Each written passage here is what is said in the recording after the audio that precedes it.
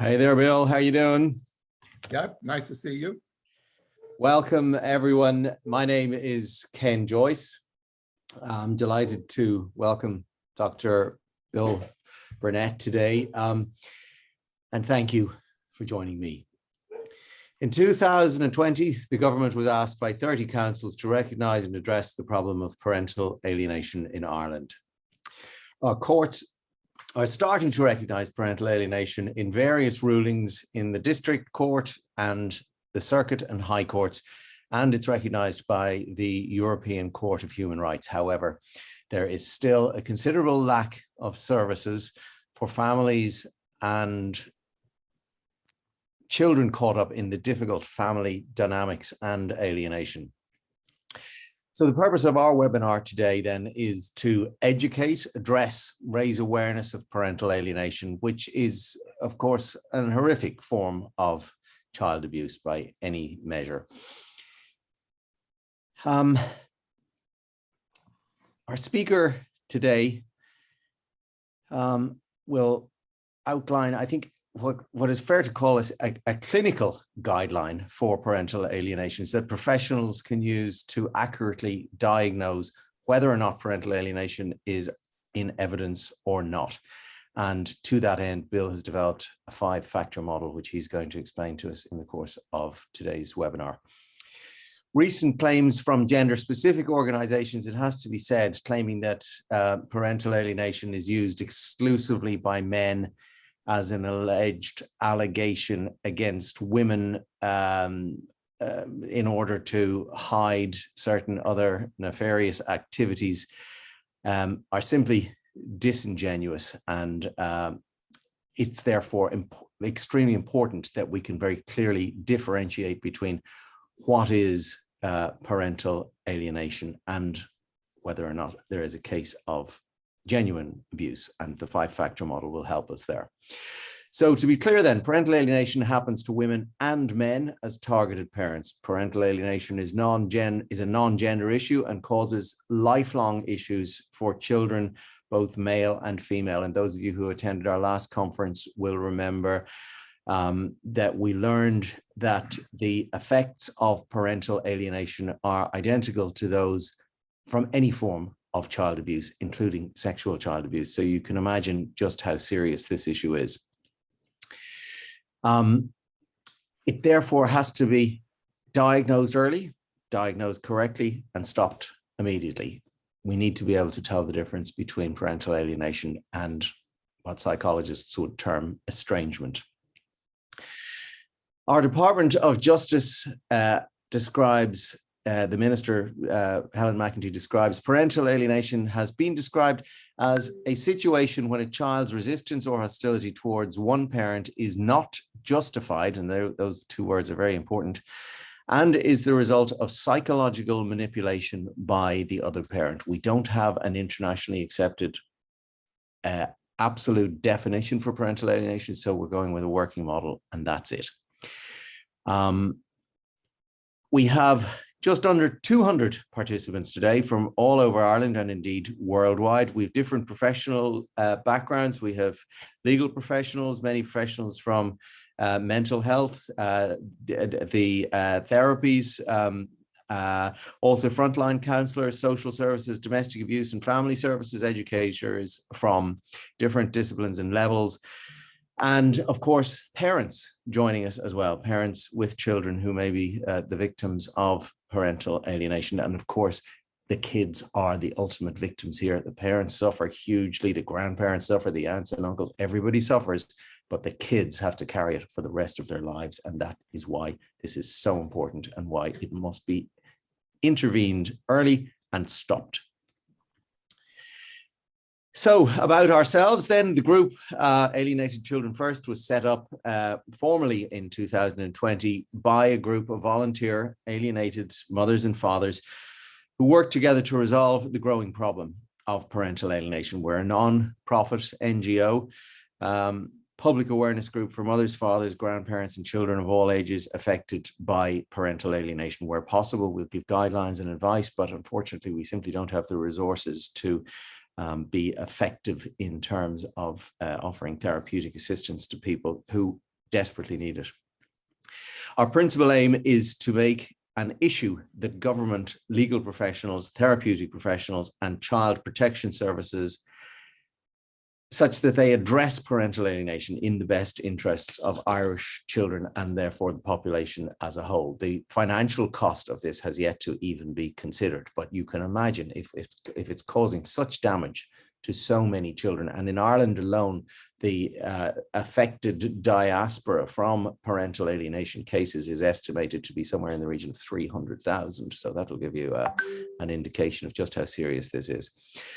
So our mission is then, as Alienated Children First, to promote awareness about parental alienation through lobbying, fundraising, media work, events, support for affected parents, grandparents, and children, information provision, politicizing, monitoring and evaluating policy, training, legal lobbying relating to children's rights of access to parents, promoting shared parenting, public awareness, facilitating education and support of parents and children experiencing separation and alienation. I should make it very, very clear that Alienated Children First vehemently oppose all forms of abuse, including coercive control, domestic abuse, sexual abuse, child abuse, parental alienation, and all false accusations of any of the above, which unfortunately there are far too many.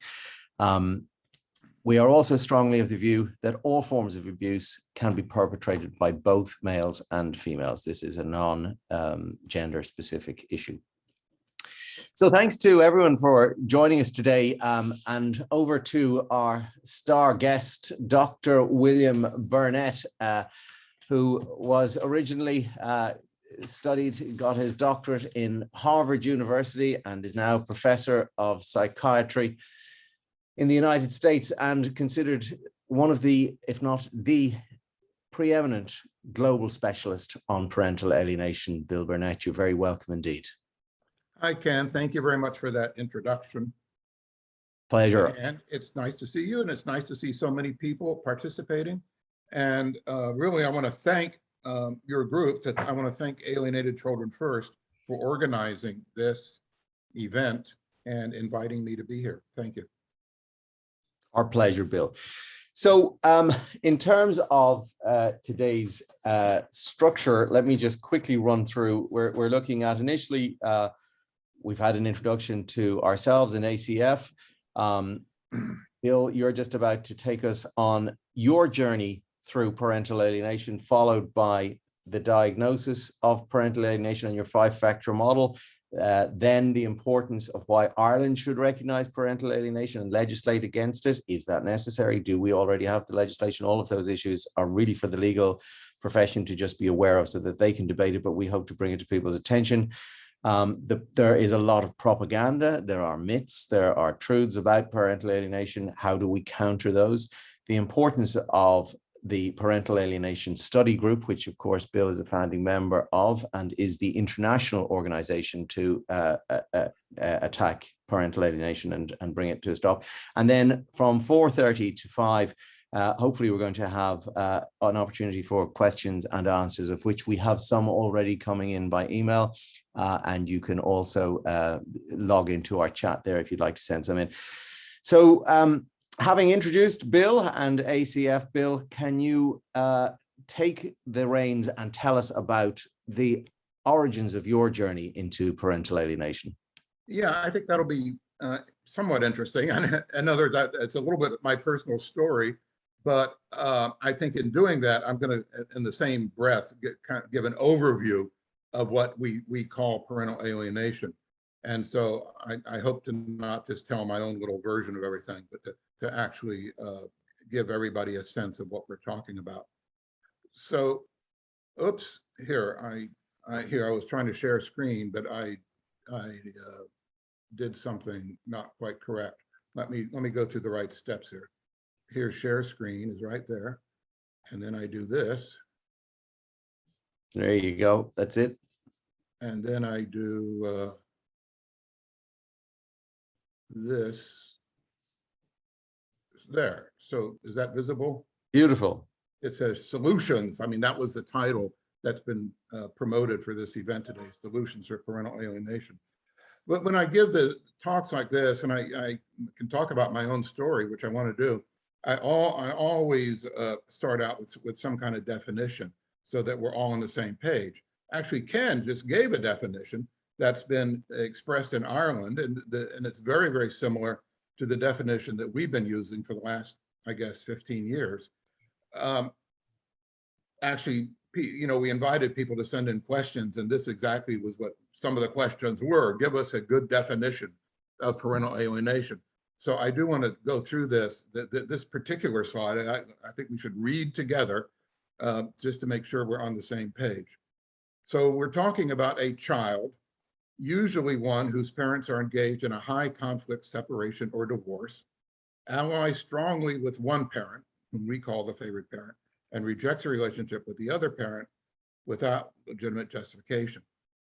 And of course, even though it happens typically in a high conflict separation, many people have pointed out that parental alienation starts when the mom and dad are still together.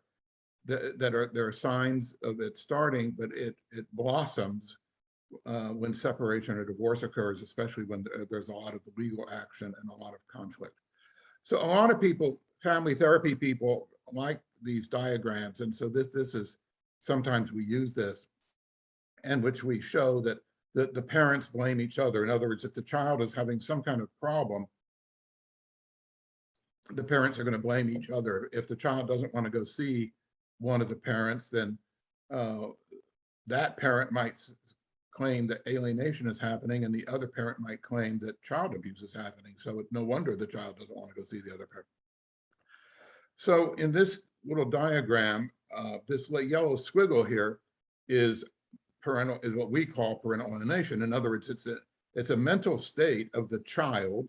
It's the child's mental condition in which the child is refusing to have a relationship with the alienated parent.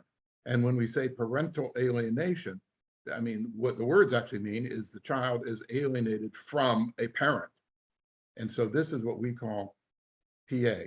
And over here is what's causing the parental alienation is what we call alienating behaviors.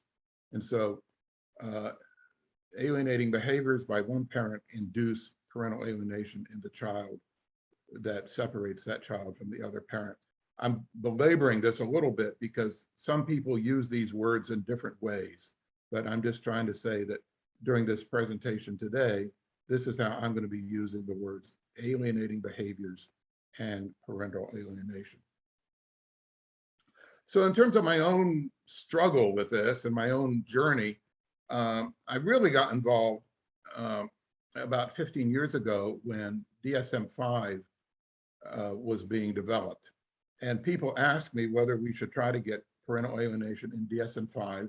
And so I said yes, I thought it was a good idea. And I got together with a number of other people and we wrote this book, Parental Alienation, DSM-5 and ICD-11.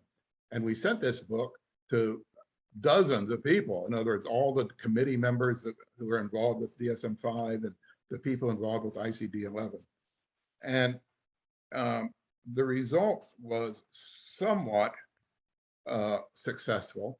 It wasn't totally successful because the actual words parental alienation are not in the DSM, but the concept is there.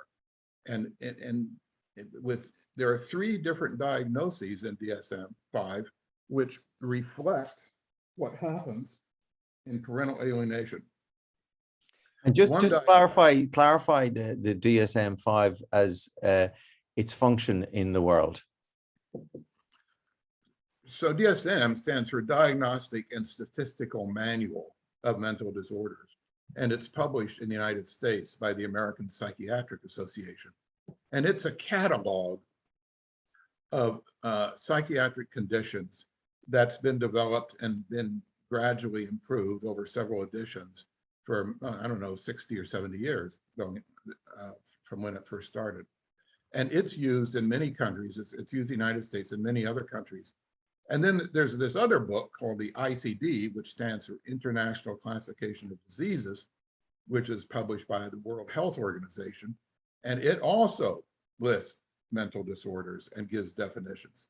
So it would be great to have parental alienation in both of these books. And I think eventually we'll get there. In fact, let me comment in a second as to the pathway to make that happen. But what we were happy when DSM came out, and I went to the and bought the first copy I could get the very day that it came out, and I turned to this section, and I was somewhat happy that there were 3 different diagnoses that can be used. In other words, if you're a therapist or social worker or psychologist and you have a family and parental alienation is occurring, there are 3 different diagnoses in DSM and at least 1 or 2 in ICD that you can use as diagnoses for this family. For instance, in DSM, there's this brand new, never before in DSM diagnosis called child affected by parental relationship distress. That's a very cumbersome title, but we call it CAPRD. And the definition of CAPRD includes negative effects of parental relationship discord, for instance, a lot of conflict, distress, disparagement on a child and the family. So that's a little brief summary of what happens in parental alienation. And you can use this diagnosis if you have a family with this condition. And another one is parent-child relational problem, which has been in the DSM for many years. And part of its new definition, in other words, all 3 of these have new definitions in the DSM that just came out a few years ago. But for parent-child relational problem, part of the definition is negative attributions of the other's intentions, hostility toward the other, and unwarranted feelings of estrangement. So that's also a paraphrase of what happens in parental alienation. And finally, child psychological abuse, harming, abandoning people or things that the child cares about. So if one parent harms or abandons the other parent, then that's a form of child psychological abuse. Now, incidentally, in terms of ICD, the 2 of these definitions are in ICD, parent-child relational problem and child psychological abuse. And if you're using the ICD and you have a family that has parental alienation, you can use parent-child relational problem. Actually, in the ICD, it's called caretaker-child relationship problem, but it's the same thing. You can use that as a diagnosis. And we were told, in other words, the ICD people told us that clinicians can use that diagnosis, caregiver-child relationship problem, if they have a case of parental alienation. And the people who wrote the DSM-5 have told us that we can use CAPRD if we have a case. So one of the people who sent in questions asked about the future and what can we do to make it even more clear by having parental alienation, the actual words in the DSM, and maybe eventually the ICD. So I'll tell you what we're doing. I hope in about a year from now to go back to the DSM revision committee and make a proposal for parental alienation to be added as a disorder, as a mental disorder. Those of you who are familiar with DSM are aware that in the past, it's been like 10 or 15 years between one edition to the next edition to the next edition. But that's no longer the case.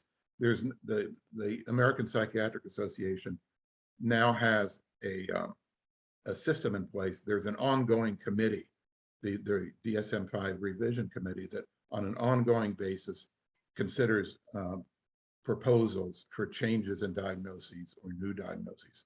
So we hope in about a year to send in a proposal to this committee.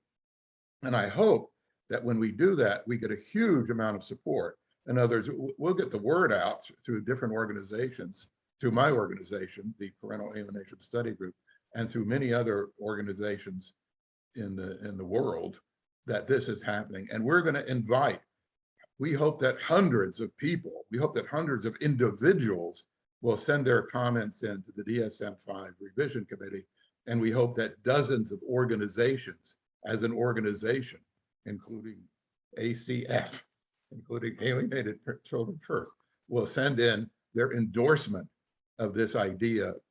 So we hope to make a big deal out of this when in a year or maybe 2 years that we go go down this road again. So in terms of what I've done, so this was part of my journey, was the DSM-5 extravaganza to try to get parental alienation in the book. Incidentally, so why does it matter? Let me add a little parenthesis here, is why does it matter? Well, it matters for a number of reasons. First of all, if it's in the book, it will be taught. It will be accepted in training programs for social workers and psychologists and psychiatrists and nurses and attorneys. It will be part of the training program because it will be an official condition that people need to know about. That's very, very important. In fact, that's a stumbling block right now, of having training programs incorporate parental alienation into their curriculum. So that's why it needs to be in the DSM-5.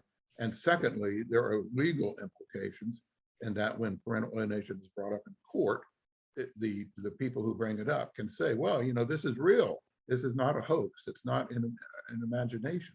This is really accepted by the people who are in charge of psychiatric diagnoses. Sorry to interrupt for just one sec, Bill, though. There are, in fact, other pretty universally accepted psychiatric conditions which do not appear as yet within the DSM. Is that not the case? Yeah, that's kind of important because people say, oh, parental alienation doesn't exist because it's not even in the DSM-5. But there are conditions that have never been included, and the most famous one is psychopathy. As most people know, psychopathy is a form. It's similar somewhat to antisocial personality disorder, but it's not exactly the same thing.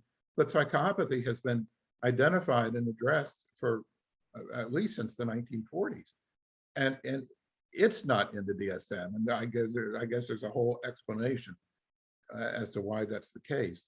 And then there's another one that's been around for a few years.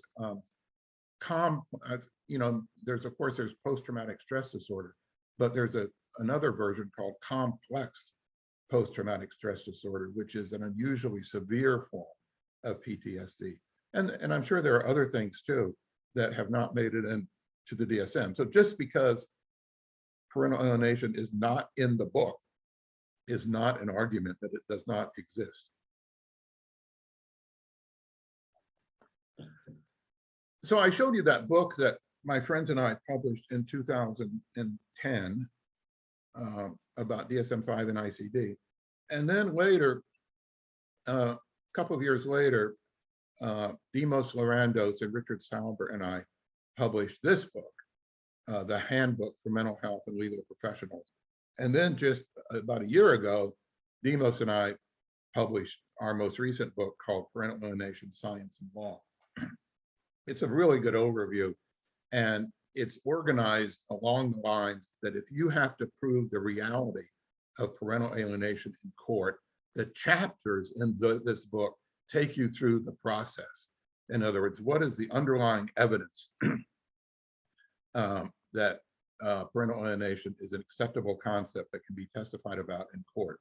So that's one theme of this book. And the second theme is the 5-factor model. In other words, the book is organized around how to diagnose parental alienation using the 5-factor model, which is what I want to spend some time on in a few minutes.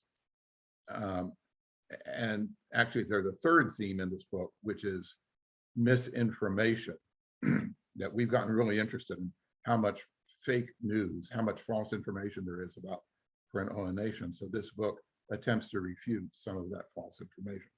But let me just say one more thing about my own journey, since I'm kind of getting to the end of my journey here. But I've gotten interested in hardcore research. In other words, how can you systematically, is there an objective way to tell the difference between an alienated child and a non-alienated child?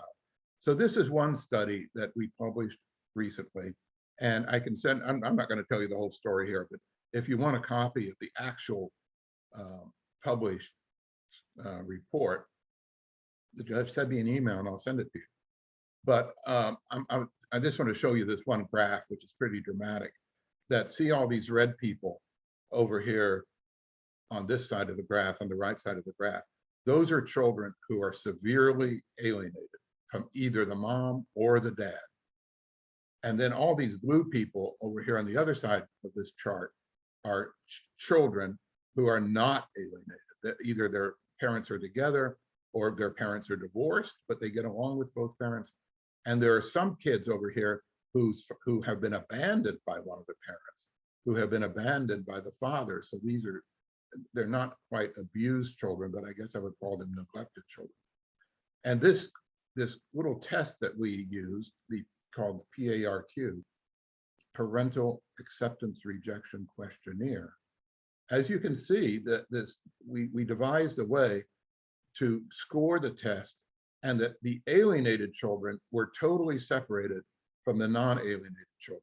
This is a very dramatic outcome. If you're familiar with psychological research, that actually it isn't quite 100%. If you see this one little red person on this side, this is an alienated child who scored in the range of the kids who are not alienated.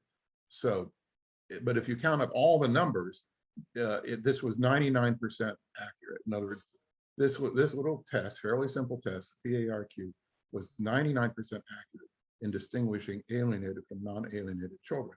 And if you're a psychologist, is there any test in psychology that is 99% accurate in distinguishing some form of psychopathology from people who don't have that form of psychopathology? So if you send me an email or contact me, I'd be happy to send you the actual publication. So anyway, Can you just give us just while you're on that, could we just grab your email address now? I know we'll give it out on our website later on, but just for convenience, so people could jot it down. Yeah, get a pencil. They might want to just in the course of your speech, they might want to perhaps have a draft email with any bits and pieces they wanted to specifically come back to you on, and then they could send the email afterwards. That's okay. That's great. So it's my name. It's William.Bernet, B-E-R-N-E-T. In fact, it's right here under my picture, William.Bernet at VUMC.org, O-R-G. VUMC stands for Vanderbilt University Medical Center.org. So if you want any of these articles that I'm talking about, I'd be happy to send it to you. Or they can just go on to they can send a request to Alienated Children first, which is just alienated.ie, if that's easier, and we can put them in touch with you that way. So Ken, you asked me about my journey, and this is a little summary of my journey with regard to parental alienation, but as I said, I hope to give a little overview of some basic definitions in the process. Indeed. Well, thank you for that, Bill. So I guess then the thing that we're most interested in learning about, of course, is the 5-factor model. And there has for some time been a 4-factor model used in this area. So I guess, can you take us through your 5-factor model and explain how does it secure this 99% accuracy? So there's been a lot of interest in the definitions, what should be the definition of parental alienation, and how do you tell parental alienation from other conditions? And several of the people who asked questions, who sent in questions, asked this specific question: is how do you diagnose, how do you identify this condition? Because PA is only one of the reasons why children don't want to see the other parent. In other words, contact refusal is a very broad term for children who don't want to see the second parent. And so there are a lot of different reasons for contact refusal, one of which is parental alienation, but also being abused in the past, or that maybe the child just naturally has an affinity or a preference for one parent. Maybe the child has separation anxiety, and so that interferes with visiting the other parent. And so Amy Baker and I were the main people who developed this model. And Ken mentioned the 4-factor model, which was what Amy Baker published, and then I modified it to make it the 5-factor model. So the two of us have done this together. So let's run down these 5 factors. The first one is very simple.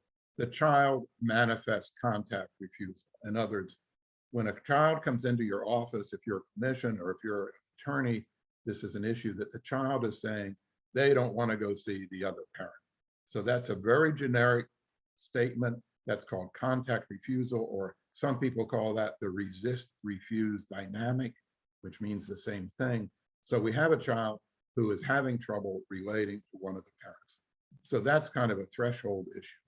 And that actually is what I added. In other words, the 4 factors were 2, 3, 4, and 5. And I said, we need to add number 1 just to get in the door here. The second factor here of the 5-factor model is that in the past, the parent did have a good relationship with the child, the prior positive relationship with the rejected parent. And so that's almost always the case, and it's almost always easy to prove that by videotapes of the past, or cards, or birthday cards, or Father's Day cards, or evidence from other neighbors or people can say, you know, Johnny and his dad had a wonderful relationship. Incidentally, I should mention that each of these might have an exception. And there is an exception to this. Suppose, let's say the mother, for the sake of argument, is the alienating parent. Let's say that even from the birth of the child, the mother excluded the dad from having a relationship. The mother didn't let the dad hold the child or feed the child or babysit the child, that she went into a tantrum when the dad attempted to even touch the child. So in that case, the alienating behavior started from birth. And so even though the dad never achieved a positive relationship, I still think you can make an argument that that's a case of parental alienation if you have the other factor. Factor number 3 is absence of abuse or neglect or highly deficient parenting by the rejected parent. So of course you have to be able to show that the child doesn't want to see dad, and it's not because the dad is a creepy person. It's not because the dad had been abusive or neglectful, or in other words, it's not the fault of the rejected parent that the child doesn't want to see him or her. So you have to look for evidence of child domestic violence, evidence of abuse, and so on, to be able to rule it out. We don't expect people to be perfect. In other words, it is possible. I mean, obviously, moms and dads all have, you know, things they could have done better. But the idea of number 3 here is that the child's rejection is way, way out of proportion to anything that the dad or the mom, the rejected parent, has done. The 4th factor is the presence of alienating behaviors by the preferred parent. So the alienating behaviors are things that the mom, for instance, has done, like interfere with the visiting time with the dad, makes disparaging remarks over and over again, criticizing the dad, not just to the child, but to the neighborhood and to the school and the medical personnel. Influencing the child to think that dad is dangerous is a very common one. Saying it's up to the child to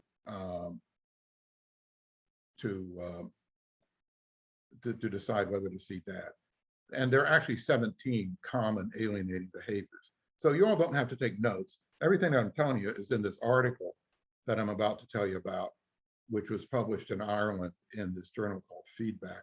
And the article it will be sent to everybody who's listening right now after this event is over.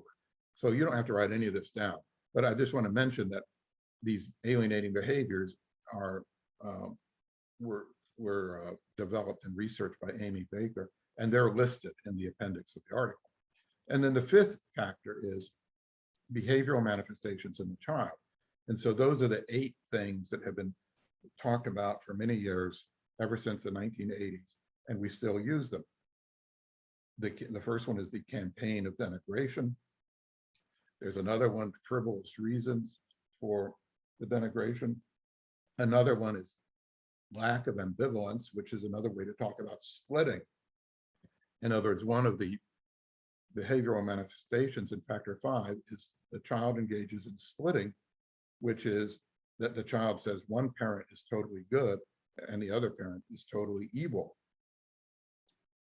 Well, that's what my research was about. You know, a couple of slides ago, here, in fact, we'll back up right here.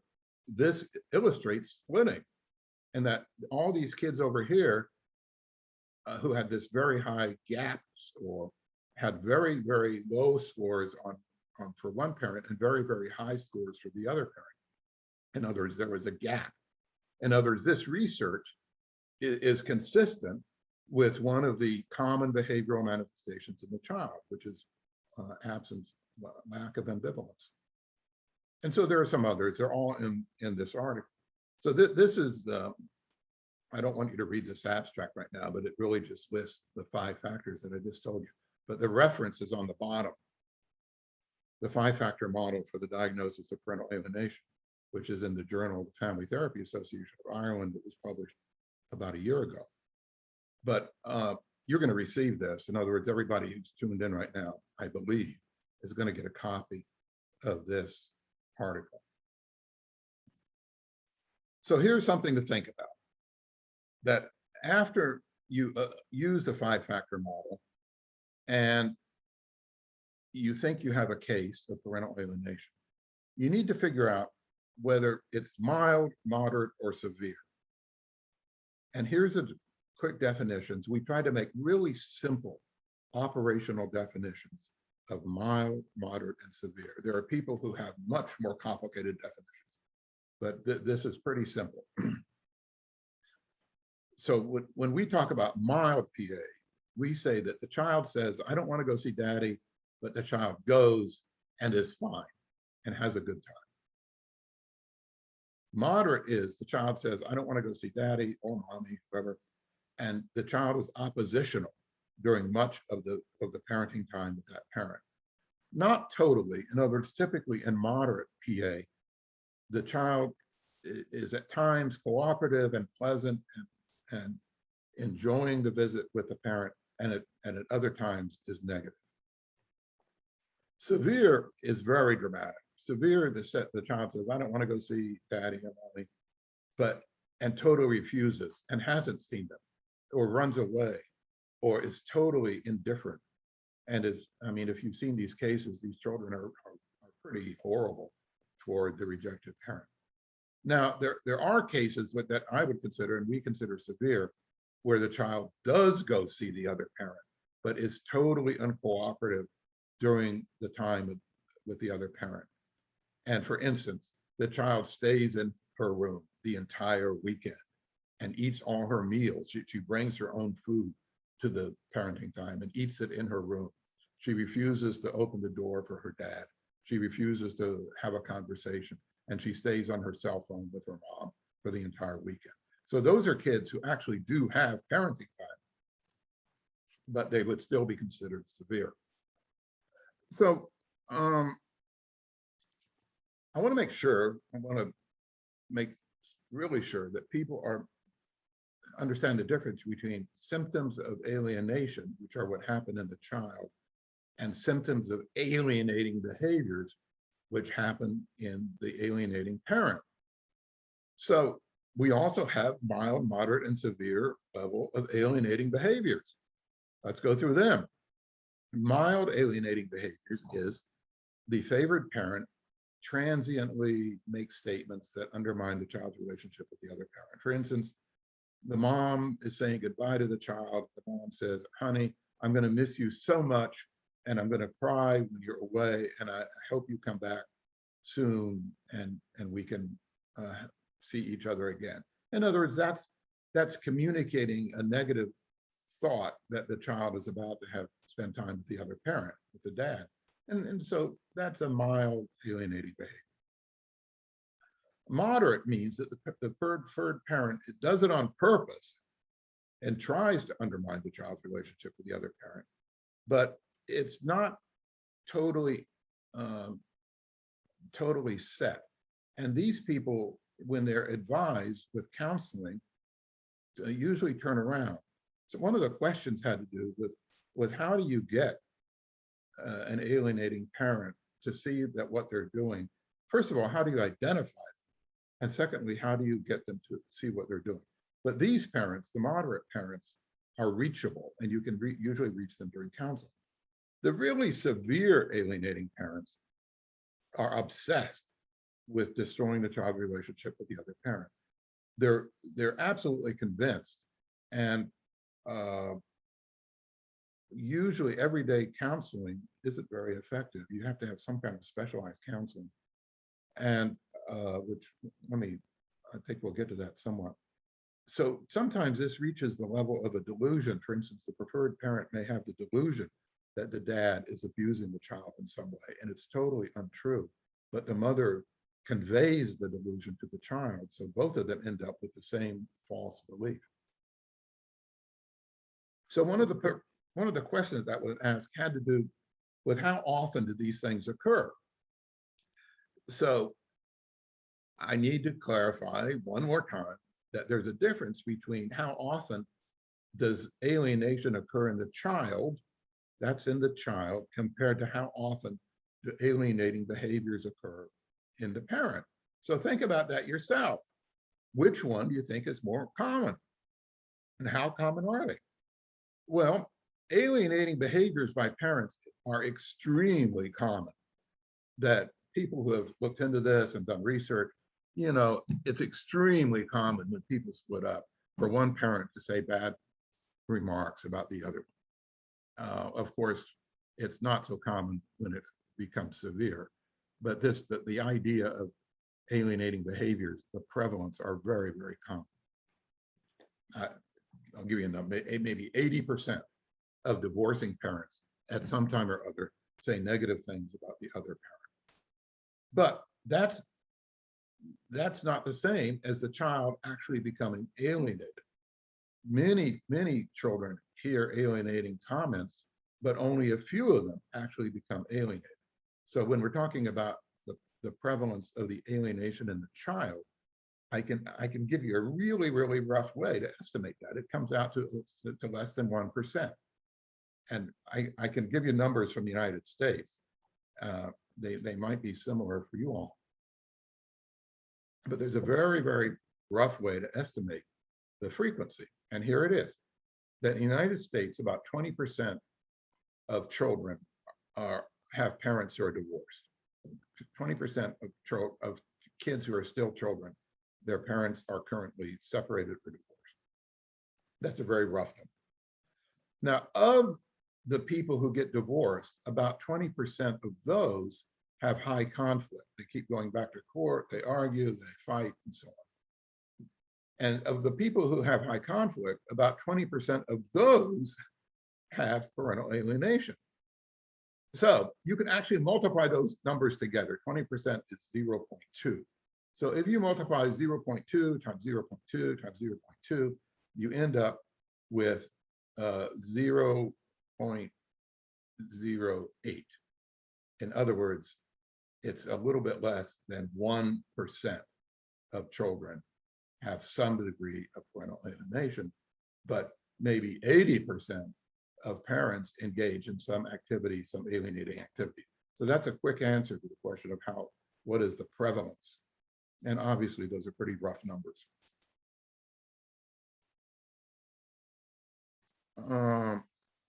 Incidentally, the reason for figuring out whether the case is mild, moderate, or severe is because that influences what you do about it. The interventions are different. And let me really quickly explain that if you have a mild case of alienation, usually the parents are responsive to advice. And by a psychologist, there's a mild case, a psychologist can tell the parents to shape up and try to help the child get along with both parents. Or a judge can do the same thing. The judge can order the parents to stop bad-mouthing each other. If it's a moderate case of parental alienation, usually you have to have a comprehensive program. You have to have a parenting coordinator who meets with both parents. You have to have a coach for the mom. You have to have a coach for the dad. Usually the children have to be in some kind of counseling. And all this has to be under a court order or else it doesn't happen. And the results have to go back to the court. I'm summarizing this pretty quickly, but because as you are aware, it's really more complicated when you start thinking about it. The severe cases are really very, very difficult. And we consider that child abuse. We consider if an alienating parent is engaging in a severe degree of alienating behaviors, and if the children are considerably alienated, in other words, that they've been affected by it, that we consider that child psychological abuse. And I think what you need to do is what you do in other cases of abuse, physical abuse or sexual abuse, is you have to remove the child from that home, at least for a while. And you have to place the child either in a neutral place or with the person who had been the alienated parent, and get everybody a coach, and hopefully that the alienating parent gradually comes around to give up what they were doing. So that's a really quick summary of what to do. Let me just mention one other topic here. Ken asked me about the 5-factor model. So let me just mention one other thing, which is the 5-factor model helps tell the difference between alienation and estrangement. So I think most people know these words now, but alienation is when you reject a parent without a good reason. And estrangement is you reject a parent for a good reason. And somebody asked a question, well, how do you tell the difference? How do you make sure that if you're saying somebody is alienated, how do you make sure that they're not estranged? Well, first of all, these 5 factors should help you a lot. In other words, the 5 factors happen, they apply to alienated children, and they don't apply to estranged children or abused children. And in particular, factor 4, for instance, factor 4 is the presence of alienating behaviors. Well, you're going to find those in alienated children and those families, and you're not going to find them, or you're going to minimally find them in children who have been abused and the mother is simply being protective. And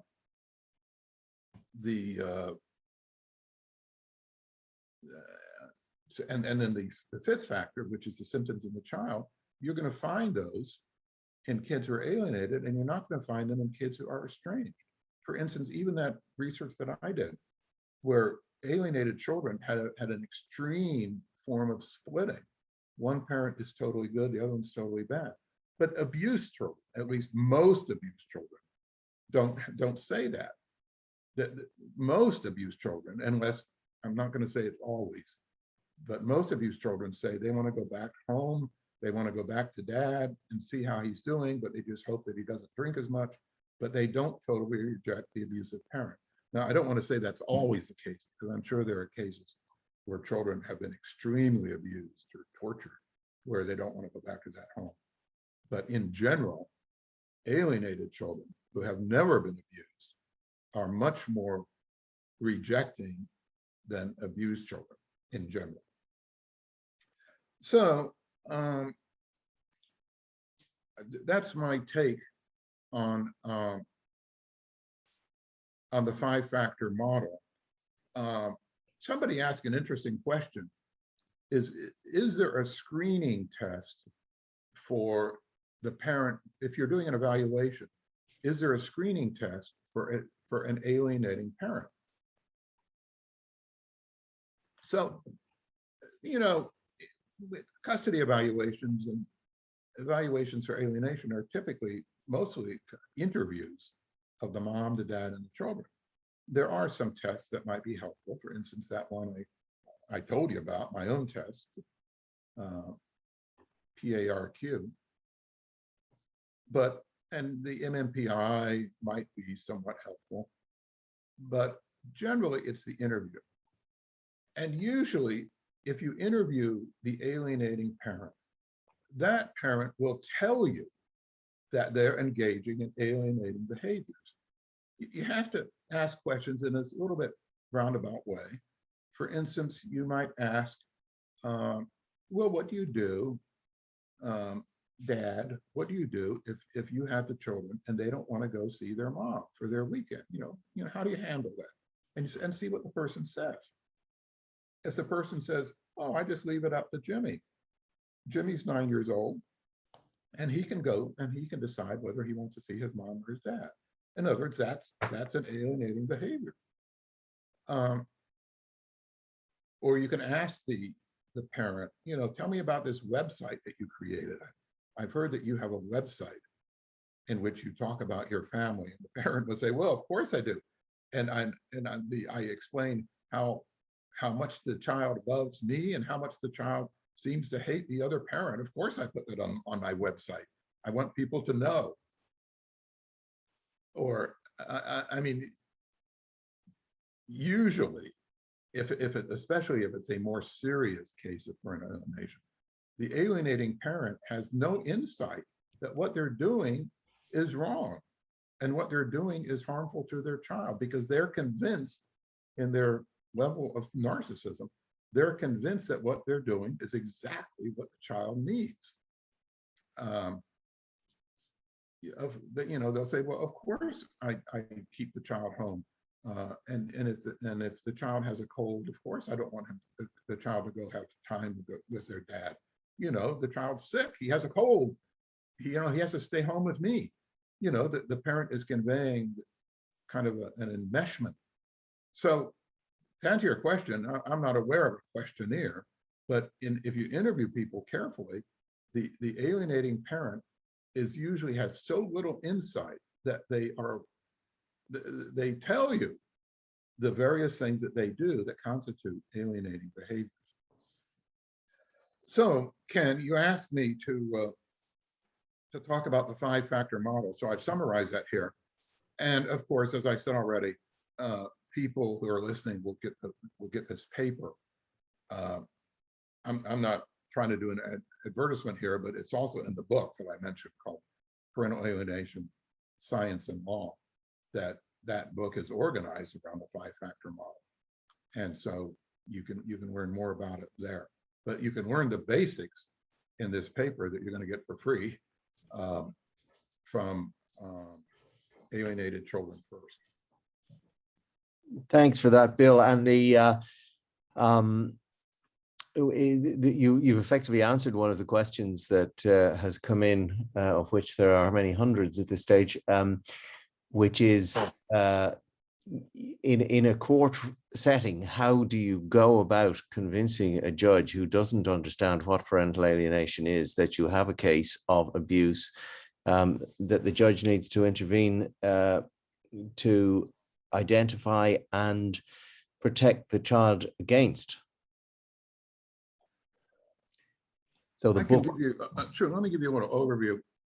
Yeah. In some courts, if the judge really has never even heard of this, you have to educate the court. You have to explain parental alienation, the history of it to some extent, the science that behind both factor 4 and factor 5. You have to explain that you can use the 5-factor model if you think that would be helpful. You have to do a good deal of educating the court.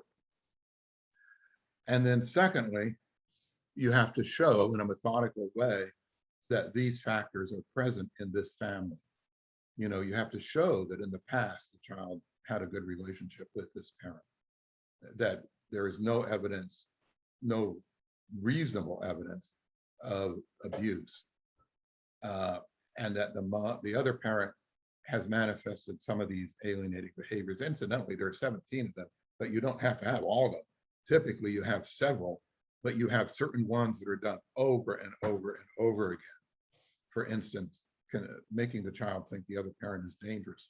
The parent might do that every week in different ways, and different ways. And so you don't have to have all 17 of them. But how does that work, Bill, with the point that you just made about the alienating parents actually believing that the abuse they're perpetrating against their own child is the best thing to do for the child? Usually judges catch on to that usually it is so obvious.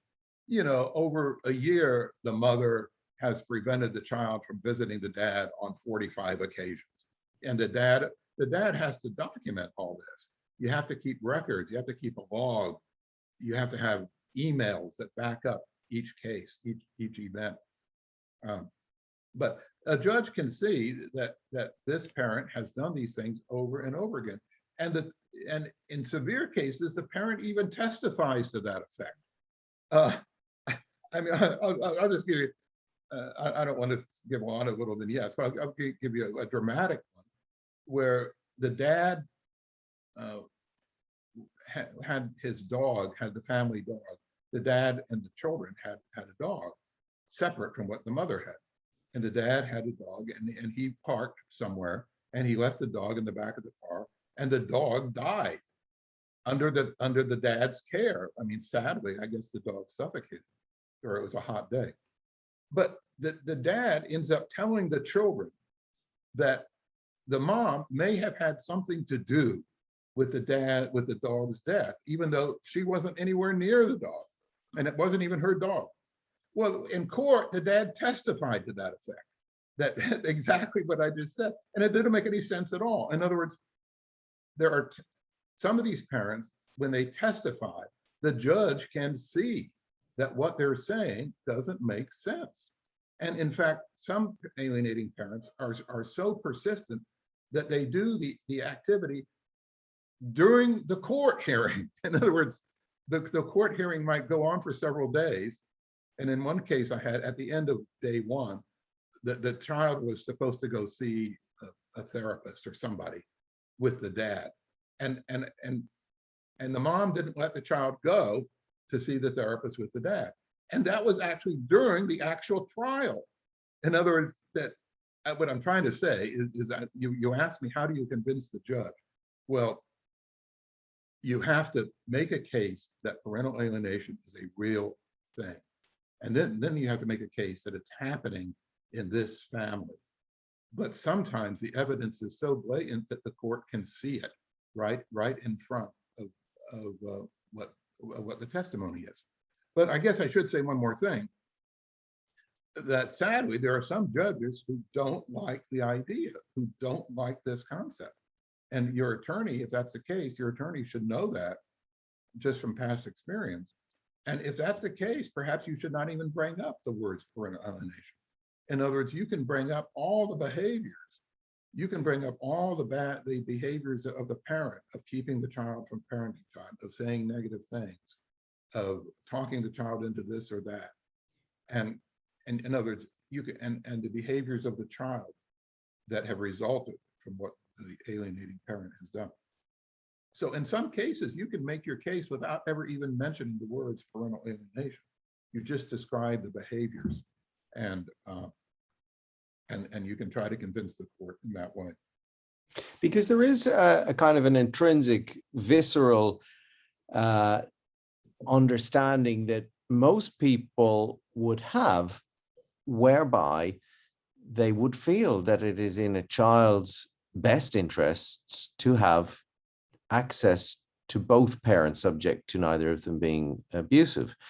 And if that is the case, then an alienating parent who behaves in a way which alienates a child from its mother or father, and believes that that is the right thing to do, that parent themselves then must have some kind of psychological imbalance.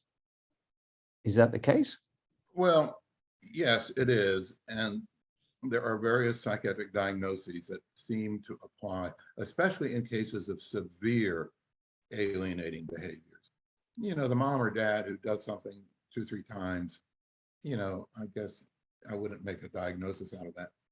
But the people who engage in really severe, time after time, month after month, and they do it in a sadistic way. I mean, they jerk around the other parent and lead the parent to think that there's something is happening when in fact it's not happening at all, or whatever. Those parents, when evaluated, frequently are found to have a personality disorder. You know, personality disorder is a psychiatric term for a very severe chronic condition.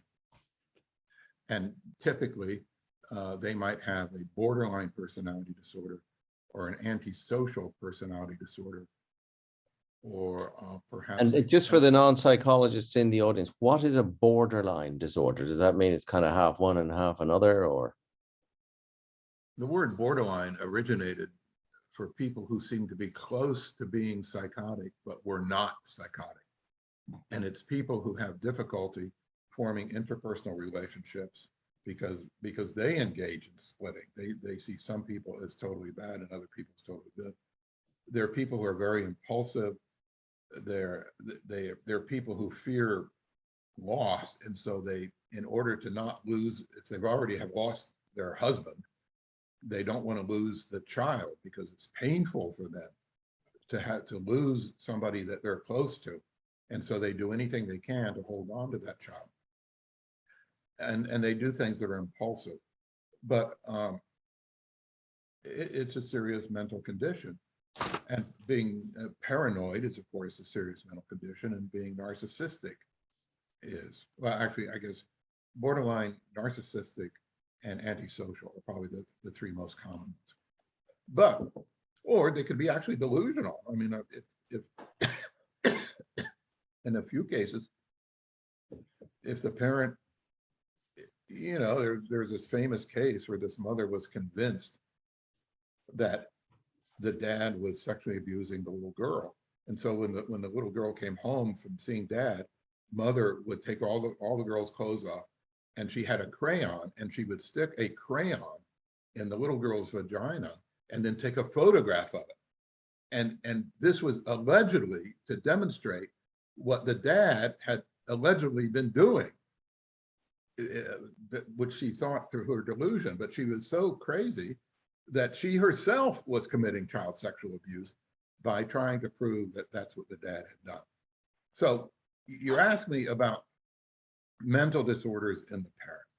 So I believe that, of course, that is correct. But I got to warn you that when you go to court, I don't think it is helpful to try to prove that. Because what really, really matters to the judge is not whether the mother has a personality disorder or the dad, but what has that person done? What are the acts, the inappropriate or illegal acts that the person has done? And that's what really matters. Now, if you end up being a therapist for this person, it probably does matter if the person has an underlying antisocial personality disorder or something, and you can try to intervene. But when you go to court, it probably doesn't help to try to prove that, because the person you're talking about can get their own psychologist who can come in and say, oh, so-and-so doesn't have any personality disorder. You know, he's perfectly fine. He just has a difficult wife to deal with. So I guess what I'm trying to say is, yes, there's a lot of research on the mental disorders of alienating parents. It probably is not helpful to try to bring it up in court, but it would be important for people who are doing therapy to have that kind of information. Thank you for that, Bill. I'm just, I don't want to preempt the question and answers section as I have just done. So I'm going to pull us back onto schedule a little.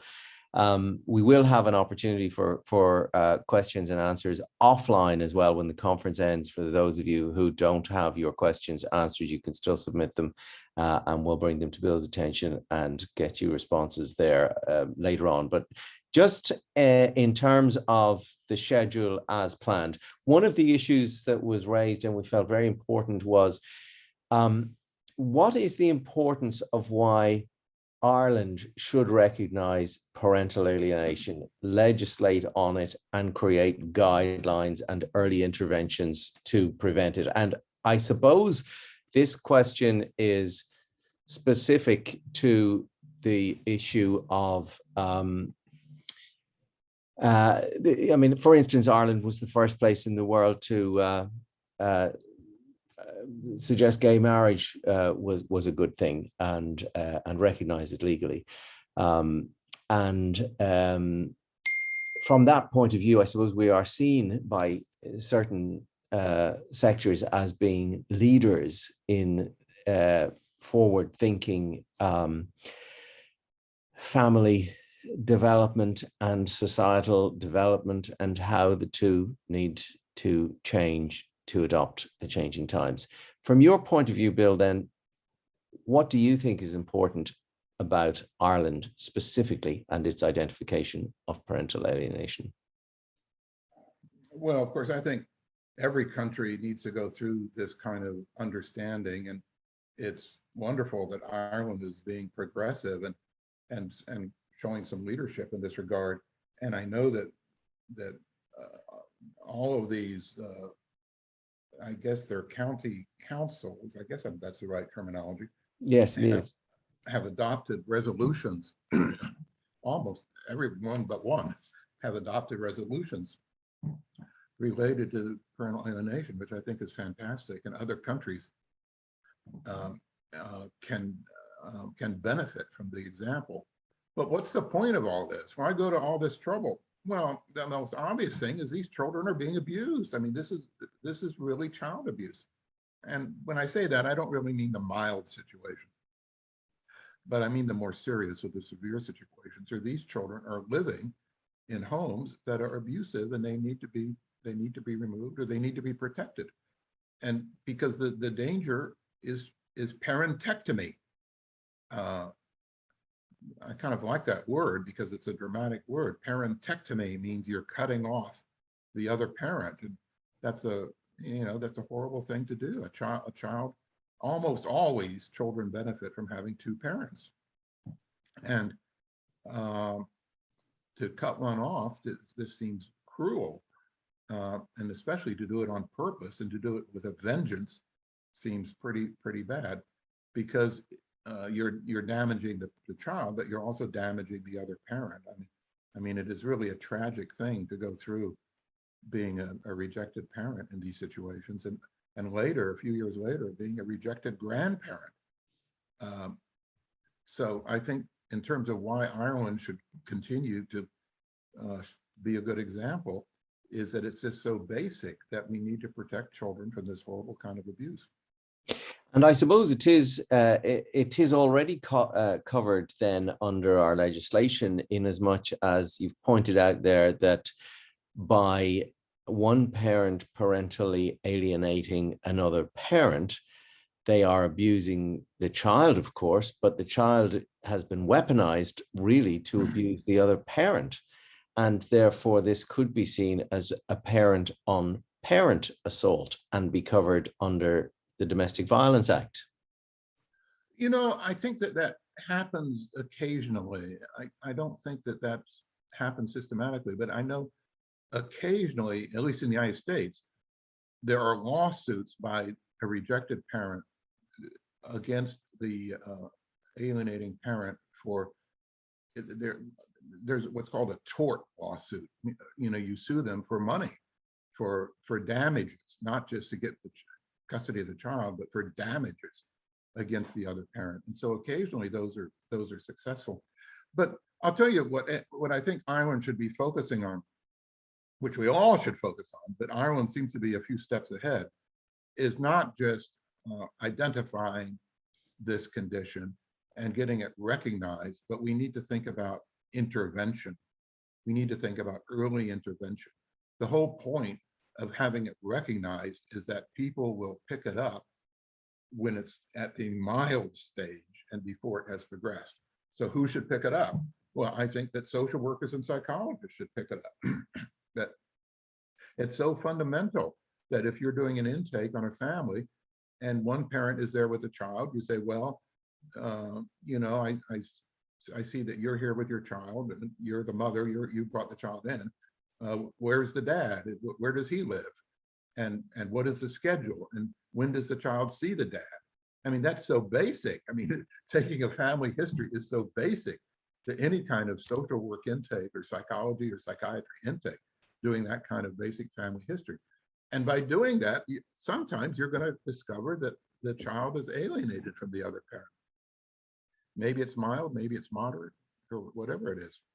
So I think to engage in early interventions, it's not just the therapist, but the courts the courts need to, and many courts do this. I mean, judges are smart by and large, and they're sensitive to this. And many judges try to figure this out in the very beginning when the people first come for some sort of divorce action. I So suppose, Bill, yeah, sorry. Yeah, it's just basically, I'm just pushing the idea here of early intervention as being really important. Yeah, absolutely. There is a school of thought, of course, that some sectors of society, perhaps women were very badly treated for many hundreds of years, and were subjugated by their male betters into subordinate roles and not allowed education, not allowed vote, etc.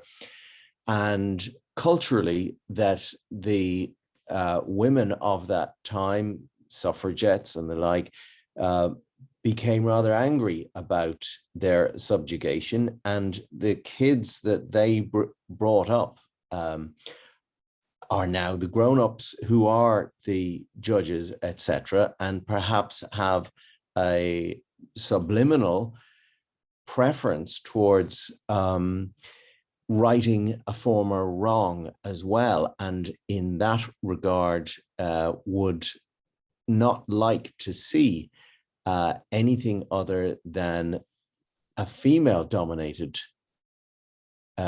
parenting structure. How do we change those kind of societal norms? Well, I suppose we need to have fundamental values that we try to agree on, and one of them is that both men and women have rights, and that both moms and dads are important, and that they should be treated equally and fairly and so on. And if we pick up subtle signs that that's not happening, we should try to correct them. Because it does seem to be the basis of why some men would feel, well, sorry, but I believe I am the one that knows what's best for this kid here. Yeah. And likewise, some mothers might feel, well, actually, I'm the one that gave birth to the child, and therefore I know best. There does seem to be, and understandably, a societal history here, which needs to be circumvented, which is probably what has led us to the next point on the agenda, which is the issue of myths and truths around parental alienation and how to counter those who oppose it being properly addressed. I suppose we should start that question, Bill, by asking, why is it that people are opposed to parental alienation, which, as you've pointed out, is child abuse? Why would people be opposed to something like that? Well, there's an unusual amount of false information published regarding this topic. And some of the discourse is fair and respectful and a good idea, including what people are concerned about. A really big concern against parental alienation is the idea that maybe men misuse the concept to get away with abusing their children. In other words, a child doesn't want to go see parent B, and so parent B blames it on parent A. He says parent A is indoctrinating the child against me, and parent A says that parent B is abusing the children. And so they don't like the concept of, many people who are very concerned about domestic violence don't like the concept of parental alienation because they say that men use it to get away with abusing their children. In other words, that men are raising false allegations of parental alienation, and maybe women are raising false allegations of child abuse. And people are very, very opinionated about that, and they take very extreme positions. And the extreme domestic violence person takes the position that parental alienation is a hoax, that there is no such thing as parental alienation, that it was simply fabricated by Dr. Richard Gardner as a way to get men off the hook for being abusers. Well, the extreme positions are almost impossible to intervene with. In other words, people who believe that parental alienation is a hoax, it's very hard to have a conversation with them. But that's not the way most of it. Most of the disagreement are people who are good-natured and well-intentioned, but they don't have all the information right, or they emphasize one thing too much or too little. But because in general, these different factions agree. I mean, we all agree that children should not be subjected to child abuse. Almost all of us agree that children should have two parents. Everybody agrees that we should not have domestic violence. So what we agree on is most of the principal things. But even despite that, there's misinformation. So it's hard to read the literature sometimes because there is so much written that is in fact incorrect. And we've tried to correct it in some of the books we did and some of the things I've written about. But and this is where I suppose the DCM identification would be of assistance too, then, wouldn't it? It would be great. It would take care of about 10%, I guess, of the criticism, because that criticism comes up over and over and over again. Oh, well, the American Psychiatric Association has not recognized this condition. Let me tell you about some of the misinformation. I've kind of have studied this, and let me tell you about some of it so you know what I'm talking about. And here I have some examples. So here's one type of misinformation: personal attacks that are incorrect. They're basically lying when they say these things. But here's a couple of examples of that. Richard Gardner was the person who initially used the term parental alienation syndrome. So he has been accused of being interested in promoting pedophilia. And here's a book published in Sweden by this publishing company, Norstedts Juridik, in Stockholm. Is a huge, very important publisher of legal books. And in one of their books, it says, Parental Alienation Theory, launched by American child psychiatrist Richard Gardner, an adherent of pedophilia. So that's a common accusation. Richard Gardner is dead. He's been dead for about 20 years, so he can't defend himself. But this comes up over and over again. And another one just published a year or so ago in the Journal of Child Custody said Richard Gardner was implicated as being a proponent of pedophilia. These are incorrect.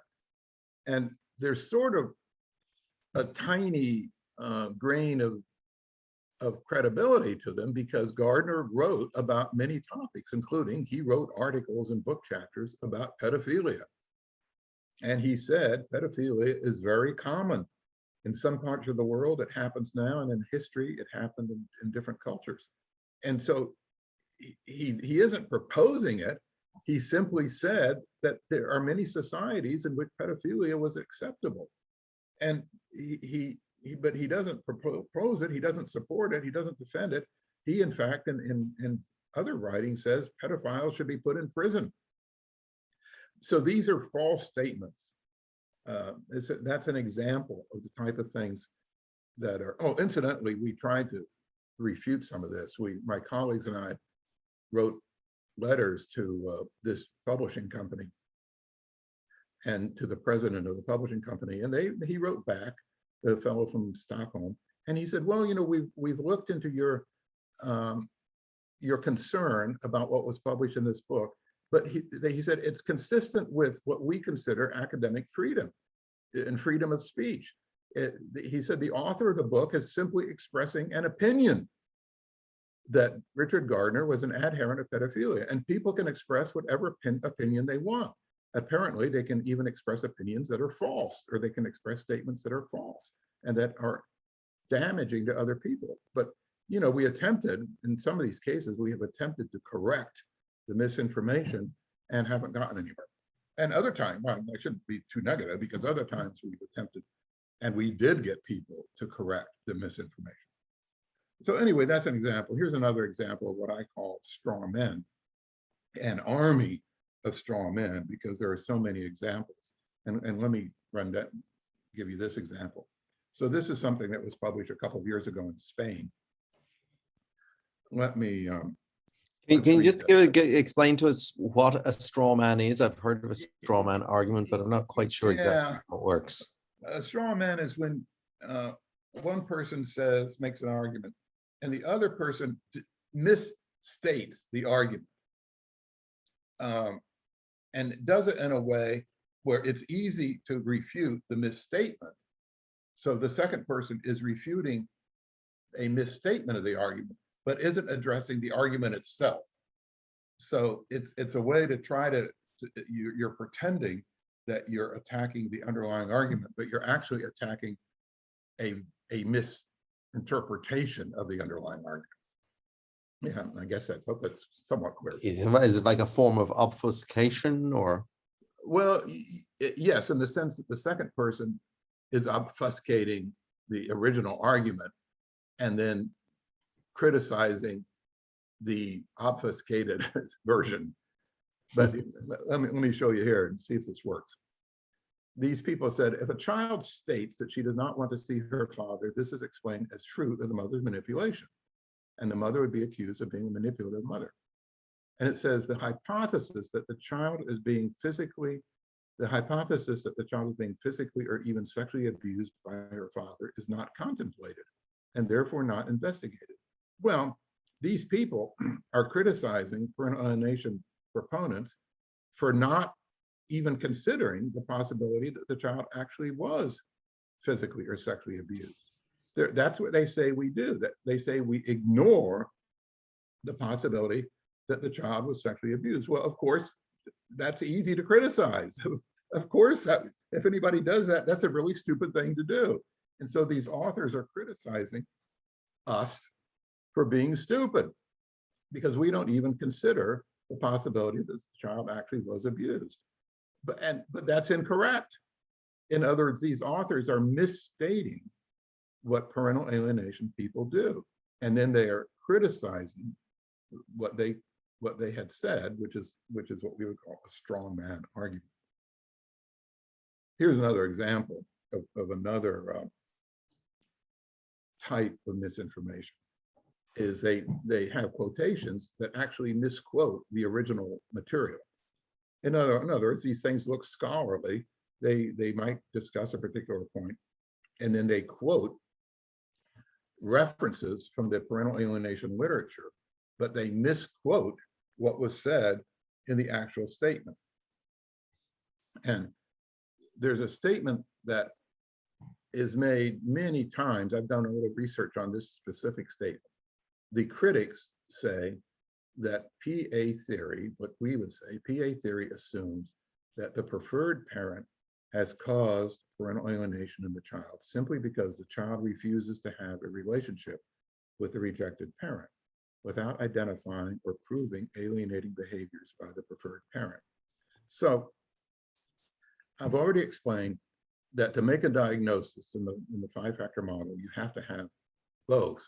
You have to have factor 5, which is the child manifests symptoms of alienation, and you have to have factor 4, which are the alienating behaviors. But this is a very common misstatement. What they're saying is we take any child who refuses to see the parent, in other words, any child who manifests contact refusal, doesn't want to see the other parent, we say automatically that they have been brainwashed by the preferred parent. Well, we don't say that at all. What we say over and over again is to identify or diagnose PA, it's required to have both persistent alienating behaviors and behavioral symptoms in the child. So they misstate us, they misquote us, and then they criticize the misquote. In other words, they misquote us by saying, oh, those guys take any case of contact refusal And they say that any child who refuses to have contact is doing it because the other parent, the mother, has brainwashed the child. We don't say that at all. And so I've done some research on this, and I want you to guess. I have found a number of times that this false statement has been made in the literature, and by literature, I mean in the psychology or legal literature, in the last 30 years, since the 1990s. How many times do you think this has been said, this misstatement? Well, think a number in your head. The answer is more than 50.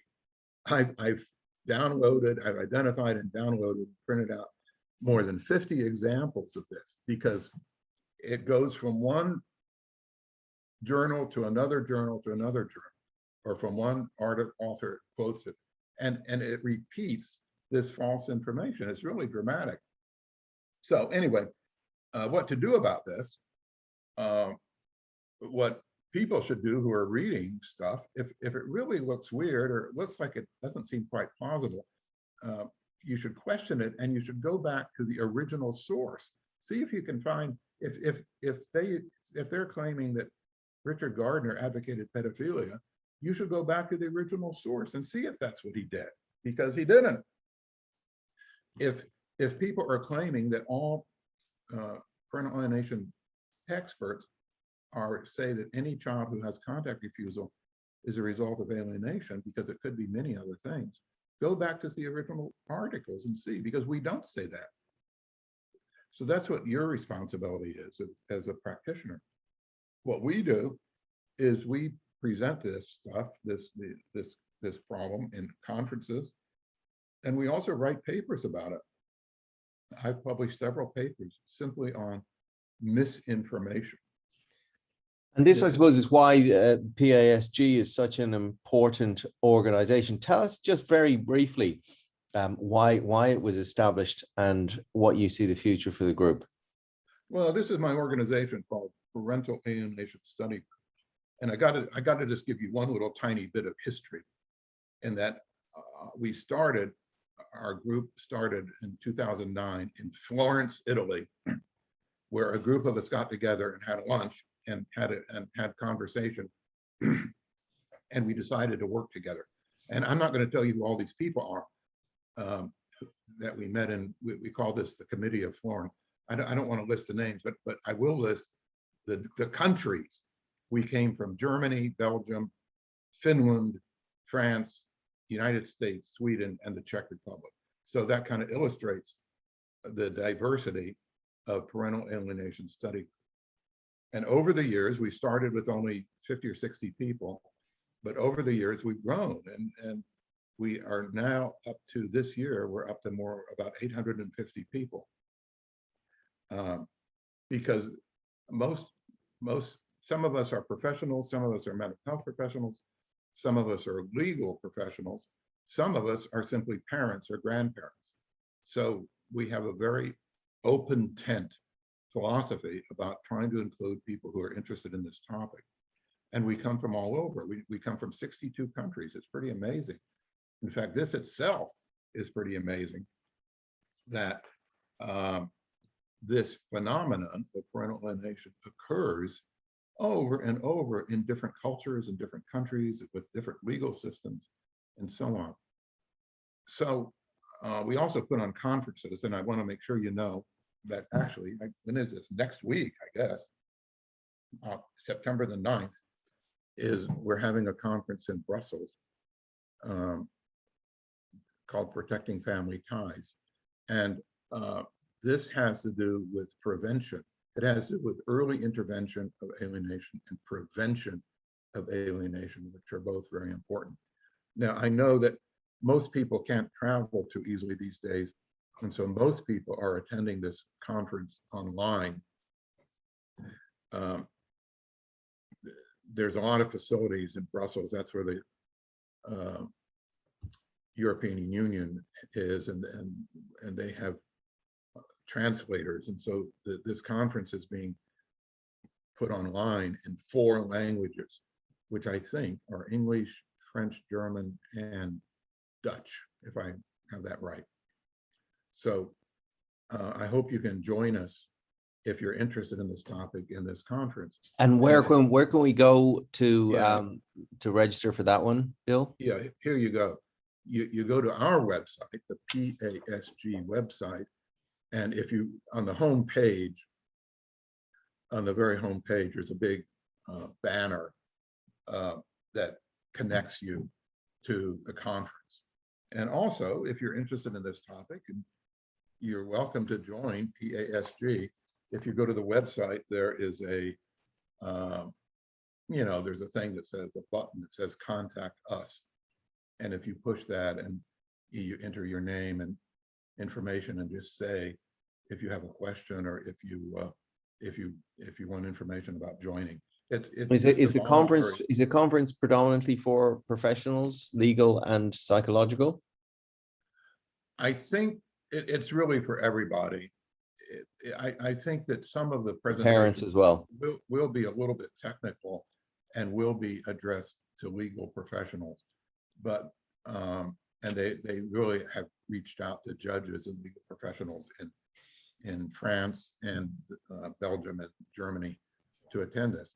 But I think anybody who's interested in this topic would find areas of it's a 2-day conference, and so there are about 20 different presentations. And incidentally, if you go online, you can see the schedule of events, and you can see what the presentations are. So you can decide. Okay, we'll see if we can get a link on alienated.ie to that to the PASG website, and they can find it that way if they have an interest and haven't managed to jot down those details. I just want to get to a couple of the questions, Bill. We've been a little bit, I suppose, clinical in our approach today. Obviously, you're a professional academic, and that was an inevitability. A lot of the most pertinent questions coming in, though, are from parents who are caught up in this process of trying to protect their kids in situations where they can patently see parental alienation is going on. We're explaining to the professionals how they can explain it to the judge to empower these people to do it. In the meantime, what can these people do? For instance, John has sent in a question. Can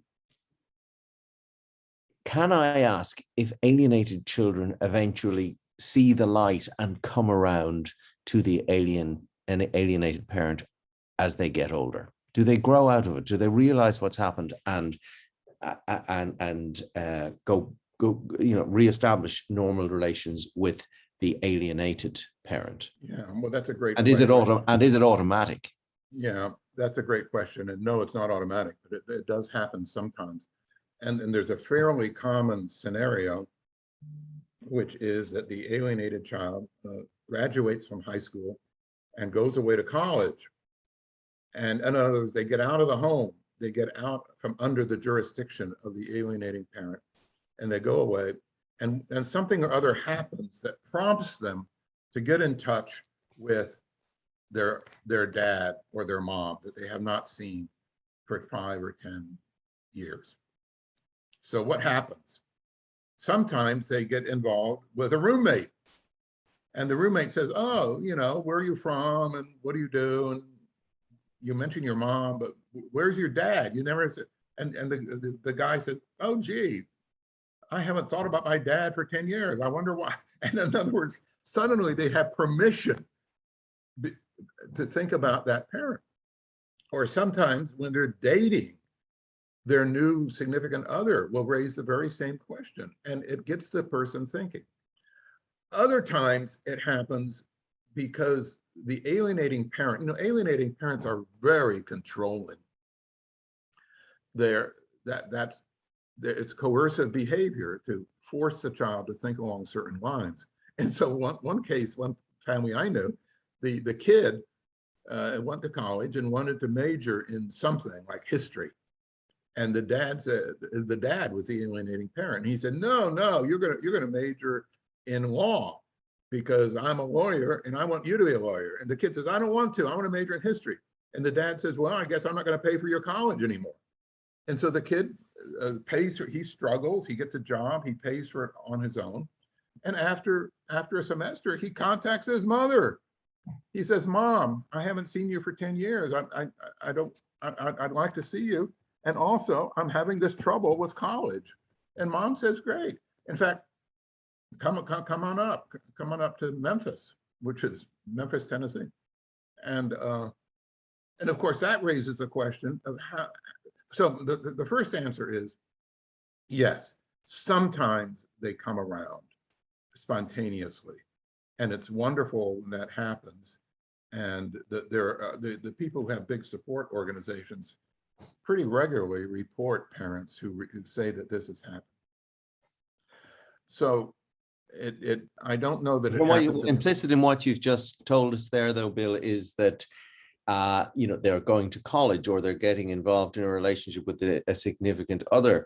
They're presumably, therefore, over the age of 18, and an alienated parent may well, by that stage, feel that they have missed out on their child's childhood. Yes, they have. And there's no escaping that. Well, sometimes, I don't want to say always, but sometimes it's the children don't come around, or the courts don't help them come around, or the therapists don't help. So sometimes children continue to be alienated, and it is a happy event that sometimes they do come around on their own. So one thing is, what should you say? Suppose your child calls you up and says, hey, I haven't seen you for 10 years, but why don't we have coffee? The general rule is don't yourself become coercive. Just be welcoming. Say, and don't lay on guilt or lay on too much affection, and don't say, oh, honey, I've been totally missing you my life has been horrible for the last 10 years. Don't lay on any of that guilt. Just say, gee, it's really great to see you, what's going on and what are your plans? In other words, talk about the present and maybe talk about the future. Don't dig up. Don't try to prove that you were right all along for the last 5 or 10 years. Don't try to prove anything. Just be welcoming and talk about current and futures is kind of the general principle if your child does call you up and wants to have coffee. We have a number of parents also who do have some contact with their children, but it might be for one afternoon twice a month, and they live for that those few hours with their kid, and they are so under pressure as to how best to use those few hours they have to try and parent the child as best they can, that they find themselves with all kinds of huge questions. Do I tell the child the truth? Most psychologists say you should tell children the truth about their situations. Well, is it appropriate to tell a child your father is a narcissist who is parentally alienating you from your mother because the father has a borderline personality disorder? Presumably the answer is no. It's a rhetorical question, but they're the kind of dilemmas in which parents find themselves. How would you? I'll give you some general principles. One is, I think, don't try to talk the child into anything. Don't try to prove your case. But if the child does bring up something, I think it's fine for you to clarify and say, well, let me tell you what I know. Some of it has to do with money. The child will say, Mom says that you took my college fund and that you spent it all. And you can say, well, let's look at it. Here's the bank statement, and here's your college fund, being tracked for the last 2 or 3 years, and it still has 20,000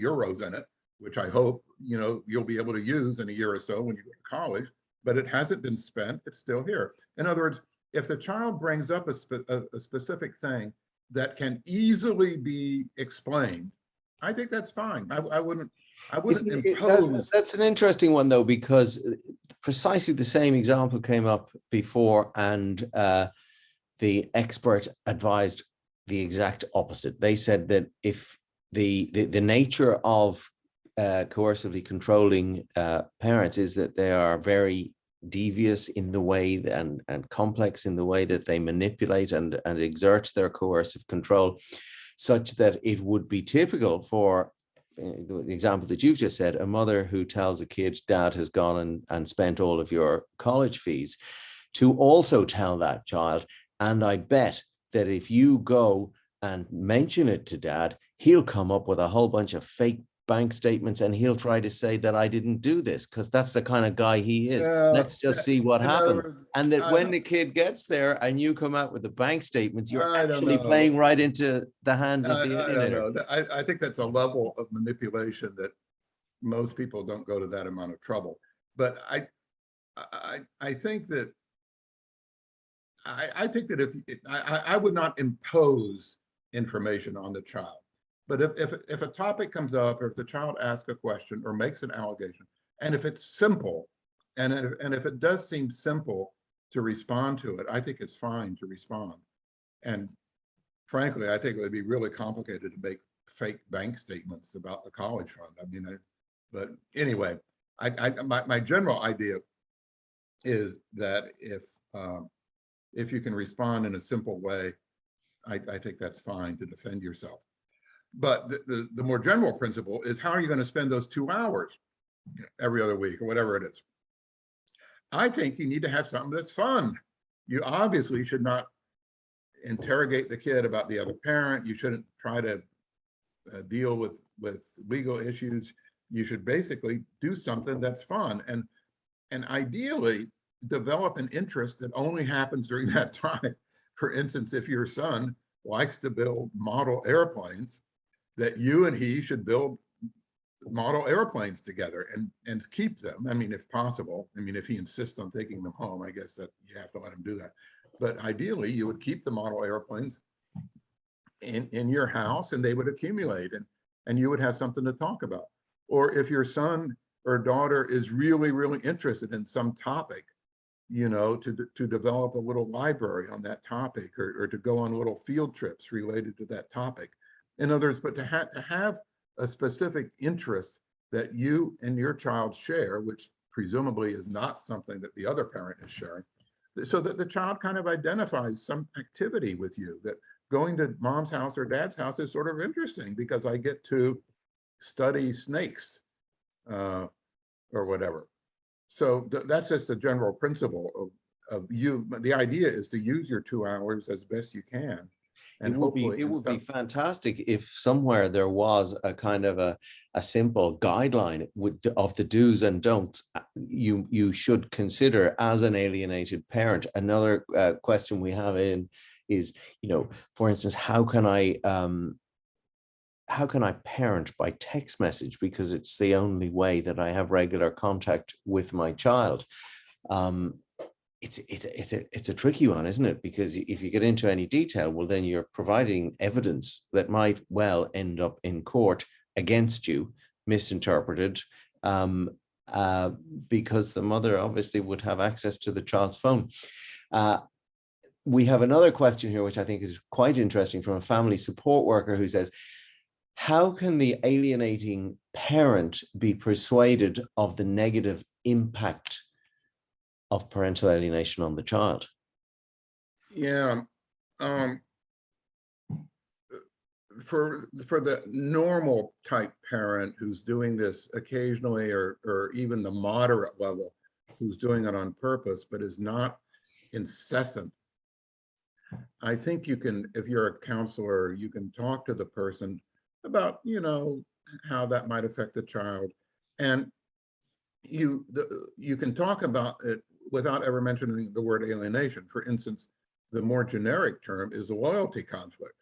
And, you know, and it's a fairly easy thing to understand that if a child is caught between a mom and a dad, and they're getting messages from mom and messages from dad that are contradictory, that puts the child in a very uncomfortable position. And if you want a fancy psychological term, that's called cognitive dissonance, that it creates an uncomfortable feeling to have mom say, love me, and dad say, love me, and to be and for those to contradict each other, that you can study up on cognitive dissonance. It's very uncomfortable.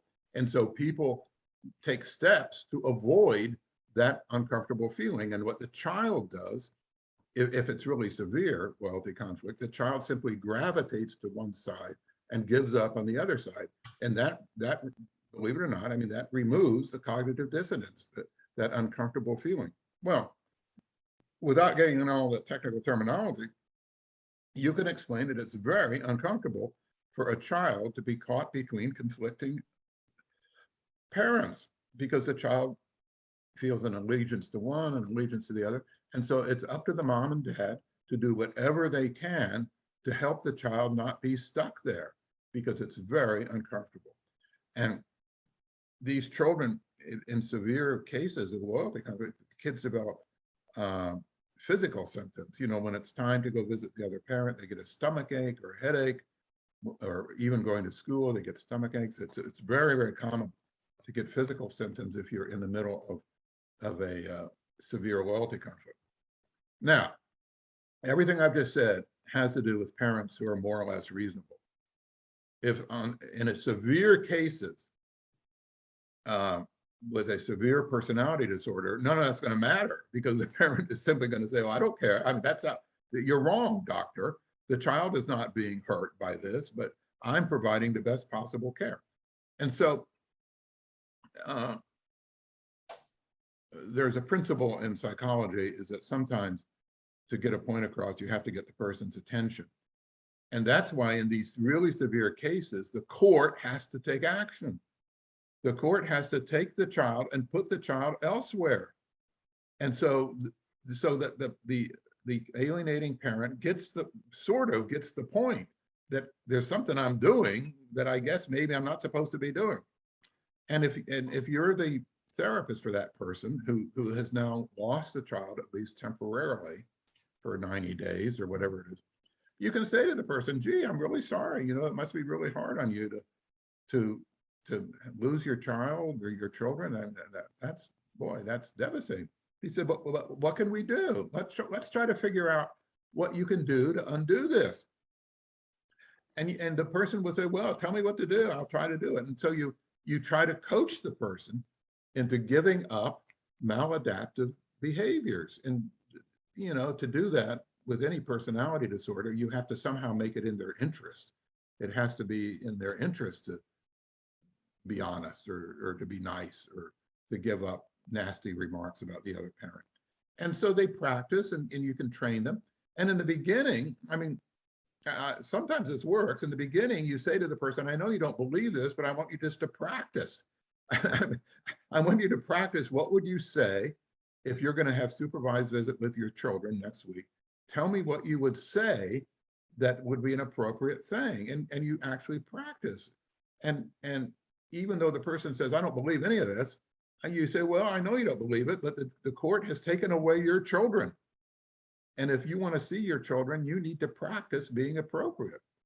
Of course, by that point, you hopefully have already been sympathetic and empathic, and you have a relationship, and the patient trusts you, and because now you're telling them to shape up and do something different. One of the big issues here, of course, is mental health, not just of the alienating parent, but of the alienated parent too. You mentioned earlier of how sometimes reconciliation occurs because dad says you're not doing that history. I only pay for your college fees if you do law, and therefore the kid goes to the mom.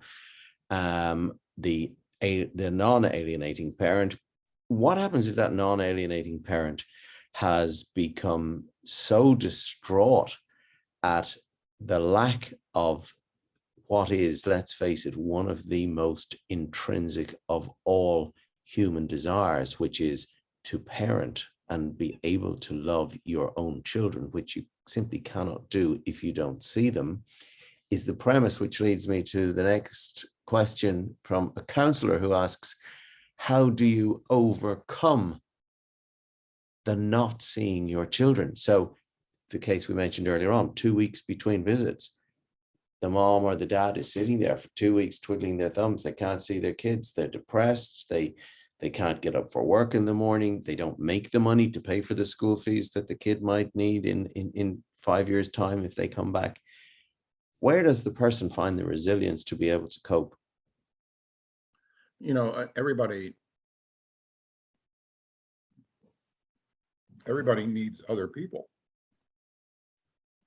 And you have to team up with other people, with family or with friends or with support groups, and help each other. Read up on the topic, see what you can do. Use the time with your kids as best you can, but you shouldn't, the last thing you should do is try to do it by yourself. And hopefully that with support and so on. And obviously you need to have a life. You need to continue with your life and have a life that doesn't involve your children or necessarily involve your children. You know, you need to have activities and things that you enjoy. Distractions? I'm sorry? Distractions? Well, they're not really distractions, they're your life. And everybody needs to have something that drives them or motivates them, you know, whether it's your work or your interest or your hobby or your religion or whatever. But everybody needs to have something that's driving them forward.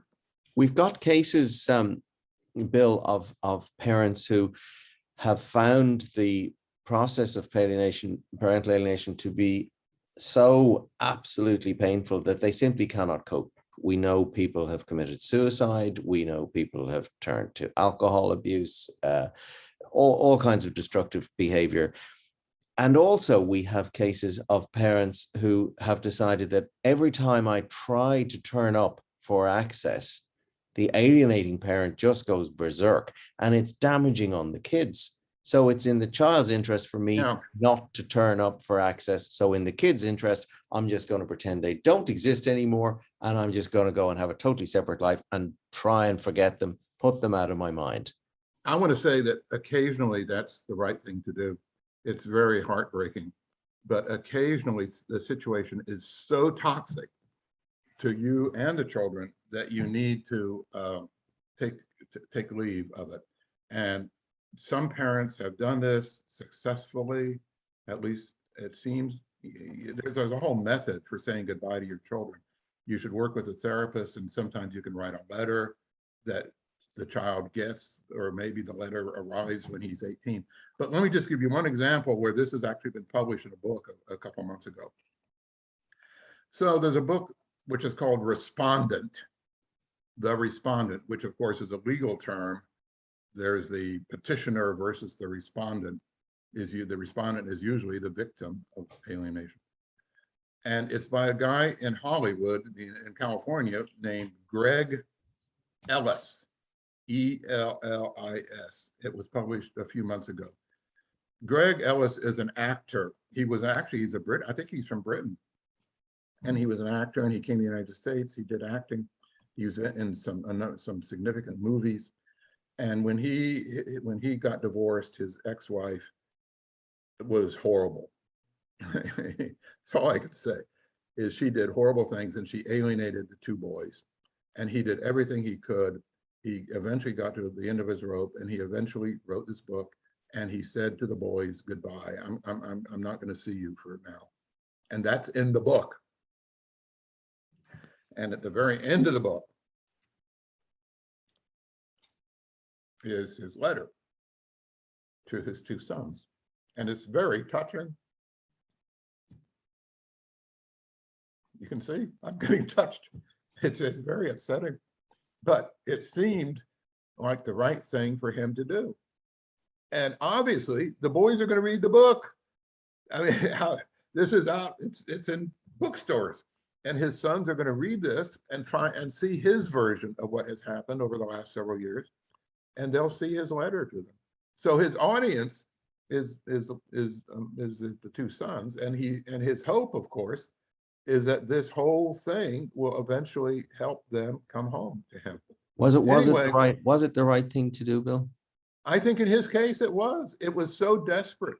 It was every attempt that he made turned into disaster for both him and the boys. It was so painful for everybody that it seemed like the right thing to take take a holiday for a few years. I mean, I guess they're maybe 12 or 13 or 14 or 15 now. And maybe in a few years that they'll be able to make, but so occasionally the situation is so unsolvable that seems like the right thing to do. I guess we don't recommend that very often. In fact, I don't know if I ever recommend it, but sometimes people decide that's the right thing to do, because almost always what you're trying to do is the opposite. In other words, almost always you do what you can to stay in touch. You send letters, you send emails, you send little small Christmas presents and whatever. But I think on rare occasions, the right thing is to call it quits for a while.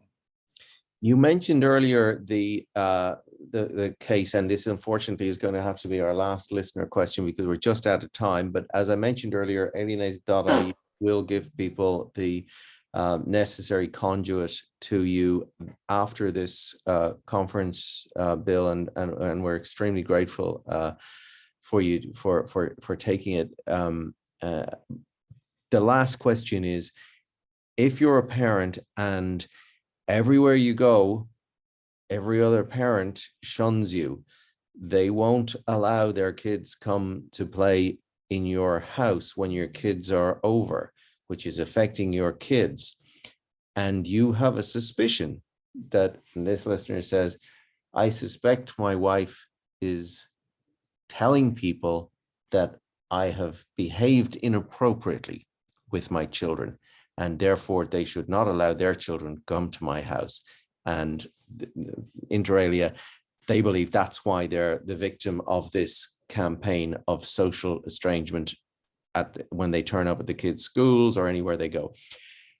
How do they defend themselves against something like that? I mean, you can't just go up and say, excuse me, can I just tell you, by the way, I've never been inappropriate with my kids. You can't ring up the mother. You can't call the police because you've no evidence. Needless to say, any parent that you suspect as having been the recipient of such information will, if asked what happened, simply say, oh, I just don't want to be involved. So they're happy to form the opinion and mistreat you, but they won't want to be involved in your defense. Yeah, so a bad situation, of course. What do you do? It seems like to me that you have to recruit people to be on your side. In other words, you have to look in your neighborhood or in your old friends or your new friends, people who agree with you. And other dads, if you're a dad, find another dad who's in the same boat. And maybe when his kids visit him and your kids visit you, maybe you can hang out together. Or your relatives, presumably you have their aunts and uncles or grandparents. In other words, there are people who can participate with you when you have the children, so that the children are not totally isolated with you. So, in other words, it's fun sometimes if there's other kids or aunts and uncles and so on. So I think you should try to recruit people to be on your team. And there are a lot of different ways to do it, through your relatives, through your neighbors, who you can trust. So again, the answer, work, people at church, that you need to have a teammate on your own side. So the answer appears the same as it was to the previous question. How do you psychologically cope with the absence of your child? It's find support, find a support group, and people you can talk to. Sure, you can't do it by yourself. Bill, it's been a fascinating conversation, which we could go on with, I feel, quite comfortable for several more hours, but unfortunately, we have come to the end of our time with you today. PASG website where people can log on to register for your conference is? They should come to the website for the organization first, www.pasg.info, INFO. And then from there's a banner link that goes to the conference. And as I say, alienated.ie is our website. We will put that up. We will put up a conduit for people who have, and we'll supply you, Bill, with all the questions that have come in, which we haven't been nearly able to scratch the surface of during the short time we've had today. And perhaps people might want to contact you directly thereafter as well. So we'll put the contact details for that for that up as well. Bill, I have to say your passion and your emotion in this area is so hugely appreciated by people who are the victims of this terrible and unfortunate form of abuse. And we're very lucky to have somebody of your qualifications who cares. Thank you very much, Bill Bernet. Take it easy. Bye-bye. Thank you, Bill.